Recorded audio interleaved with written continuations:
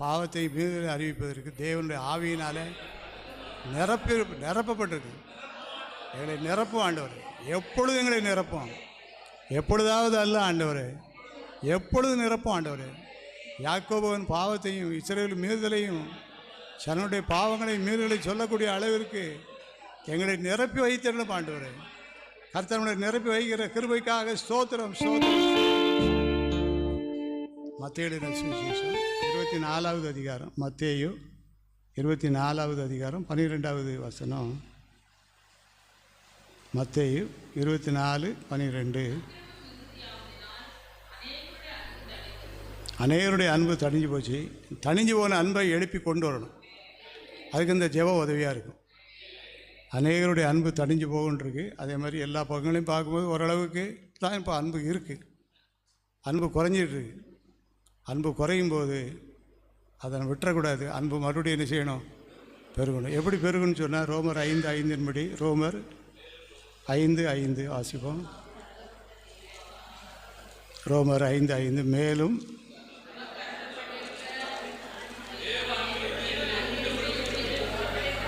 மேலும் அருளப்பட்ட பரிசுத்த ஆவி ஊற்றப்படும் போது அந்த தணிஞ்சு போன அன்பு என்ன செஞ்சிடும்? எழும்ப ஆரம்பிச்சிடும். அந்த பரிசுத்த ஆவியின் அன்பை பரிசுத்தாவின் மூலமாக தேவ அன்பை ஆண்டவர் ஊற்றும்படியாக. இதனால் எங்கெங்கெல்லாம் அன்பு தணிஞ்சு போயிருக்கோ அங்கெல்லாம் அன்பு பெருகணும். அது நிச்சயமாக நடக்கும்.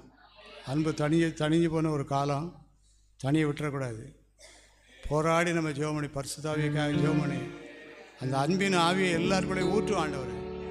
எல்லோரும் ஜெபமணுமா, எல்லோரும் ஜெபமணுமா, எல்லோரும் ஜெபமணுங்க. அன்பு தணிஞ்சு போச்சு.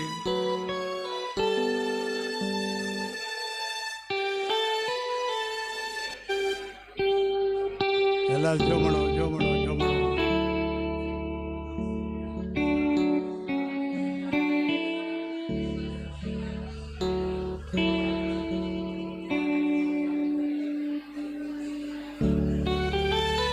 அன்பு கூட்டி வழங்குங்கள். அன்பின் ஆவி எல்லாருக்குள்ளே வரட்டும். அன்பின் ஆண்டவரை சந்திக்க எல்லாரும் ஆயத்தமாக இருக்கணும்.